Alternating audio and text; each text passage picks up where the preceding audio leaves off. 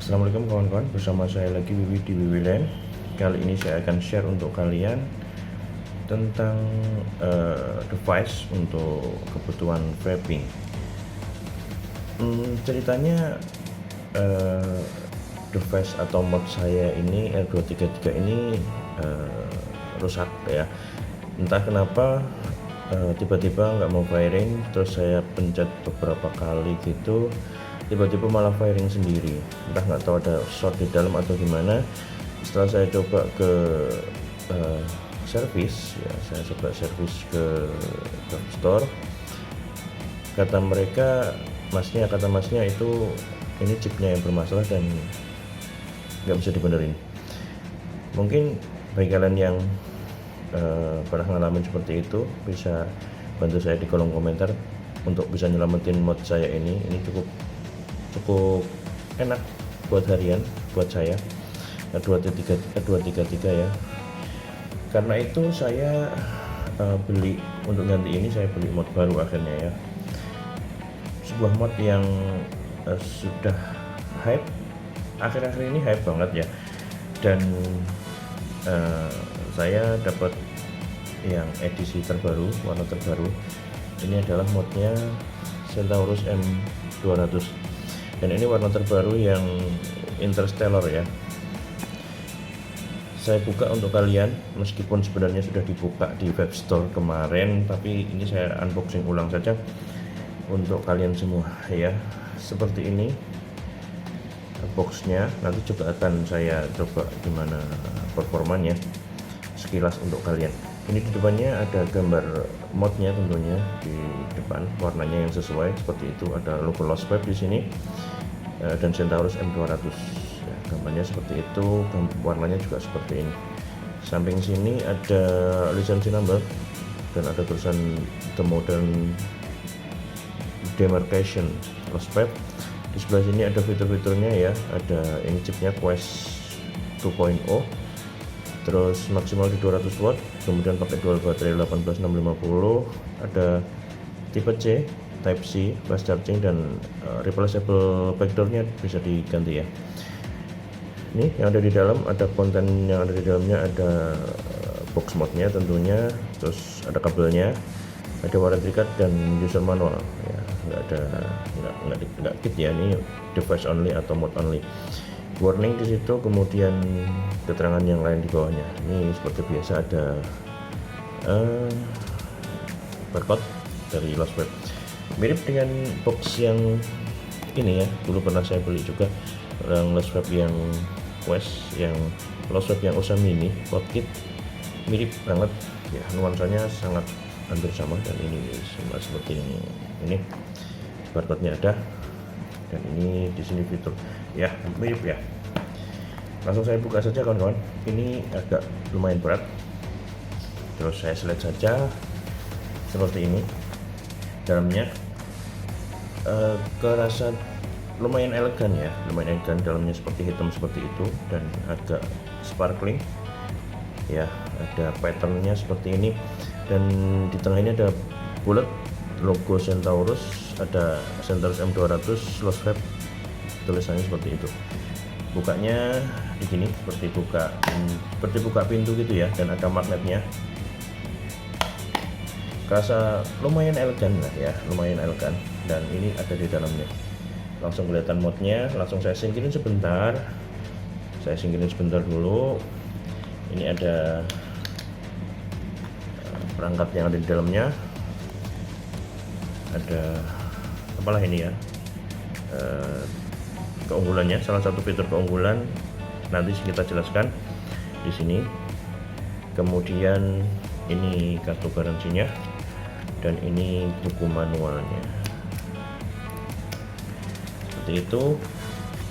Dan di samping sini ini ada dikemas hitam juga kotak, tentunya ini adalah kabel yang pendek, kabel Type C yang pendek.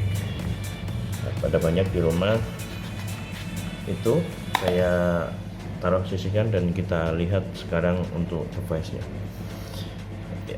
Seperti ini, handlingnya oke, pas di tangan saya yang cukup lebar ya, pas di tangan saya ya, seperti itu.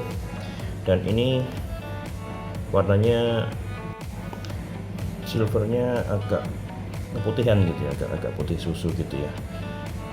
Dan ini bodinya seperti ini, nggak kotak sepenuhnya, agak rounded di ujung-ujungnya. Dan sepertinya nggak selebar R233 ya, ini R233 segini dan agak lebih sempit daripada R233. Dan kalau tingginya lebih tinggi sedikit juga dari R233. Maksudnya ini lebih ergonomis ya, agak menyempit dan agak memanjang gitu ya. Lalu ketebalannya kalau dibanding R233 lebih tebal sedikit gitu ya.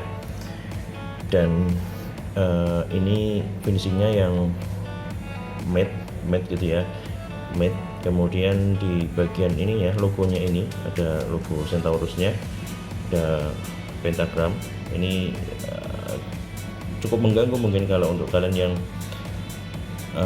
anti itulah ya, dalam tanda kutip, tulisan Centaurus. Dan ini warnanya biru glossy gitu, biru sparkling glossy gitu. Ada alpha, ada beta, dua sisi yang sama, satunya Centaurus, satunya Lost Wave, seperti itu.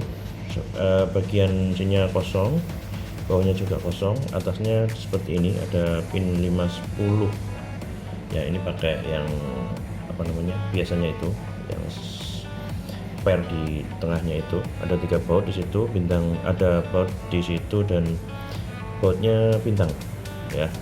Bagian sini tentunya yang paling mencolok di sini, yang paling mencolok tentunya ini ada knop ini, knop putar ya, knop putar. Dan ini juga knop tombol pencet, bisa dipencet dan bisa diputar nih knopnya ya, tombolnya ya. Dan di sini ada melingkar, sepertinya ini LCD atau lampu.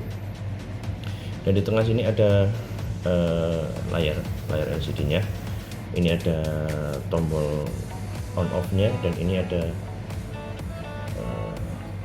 lubang Type C seperti itu. Ini lumayan kliki, meskipun nggak seringan R233 ya. Ini ringan banget pencetannya. Kalau ini agak sedikit alot, tapi masih nyaman banget. Knop putarnya juga easy. Kalau pakai satu jari memang agak sedikit keras, tapi kalau pakai 2 jari aman-aman saja. Kemudian itu saja saya buka. Ini dua-duanya bisa dibuka tentunya. Ada pengecnya di bawah ya. Ini kosongan saja. Dan di sini dari baterainya dari di sini. Ini baterainya ada 2, menghadap ke yang sama, beda sama R233 atas bawah. Kalau ini ke bawah semua atau ke atas semua. Ada engrave atau emboss lost wave di sini, dan ada apa ya di sini, design and manufactured by Lost Wave juga ya, seperti itu. Ini dalamnya bahannya plastik yang solid ya. Ini bautnya ada di sini 4, di sini 4, bintang semua. Ini framenya kalau nggak stainless ya aluminium ya, framenya ya, frame yang muter itu. Kalau ini ya, ini aluminium, kokoh, solid, cukup berat. Kelihatan ya, kedengeran ya suaranya kayak gitu. Dipastikan itu aluminium alloy. Seperti itu untuk desain-desainnya dan quality build quality-nya. Kita coba ya, nyalakan saja. Kita masukin baterai, kita pasang baterai.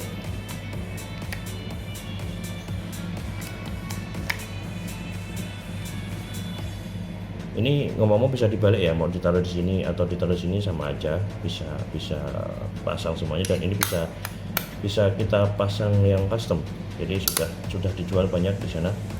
Magnetnya juga cukup kuat ya, lumayan kuat.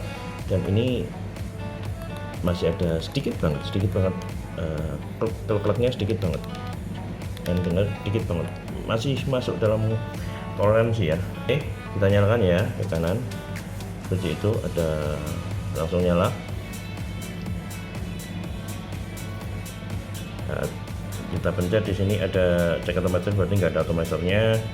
Ada kedip 3 kali seperti itu, warna ungu.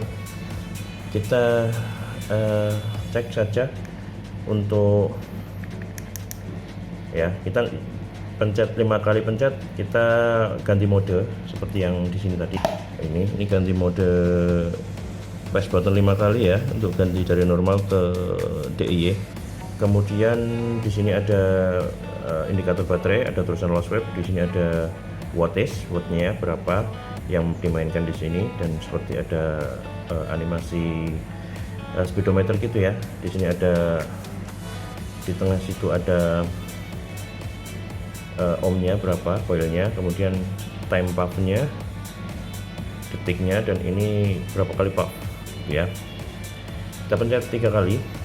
Ini cukup. Sebelum kita coba tipsnya, kita setting saja seperti ini, hanya naik turun saja untuk setting watts-nya. Kita cek apakah bisa rounded untuk ininya. Paling kecil itu 5 ya. Kita kecilin lagi, dia langsung ke 200, bisa langsung muter, nggak perlu naik ke full atau turun ke full. Untuk ini bisa langsung bypass saja, langsung dari 5 ke 200, maksimal 200 ya. Kemudian untuk pencet 3 kali tadi, ini bisa lock, jadi bisa lock 3 kali lock, nggak bisa di atur wattnya lagi. Kemudian kita buka dengan 3 kali pencet lagi, udah unlock, dan kita bisa setting wattsnya lagi. Tuh, kalau 5 kali gimana? 1 2 3 4 5. Nah, kita ganti mode ke yang DIY seperti ini. Kita coba pasang RDA ya, bagaimana tampilannya kalau pasang RDA. Seperti ini tampilannya, mantap, elegan banget. Ini harganya ya di bawah 1 juta lah ya, 500-an lebih seperti itu, dan tampilannya seperti ini. Handlingnya mantap ya. Kita lihat bagaimana performanya untuk firingnya ya. Ini kita main di berapa ya, saya biasanya main di 35 sampai 40 lah. Kita main di 35 dulu. 35 di mode biasa, mode normal, seperti itu.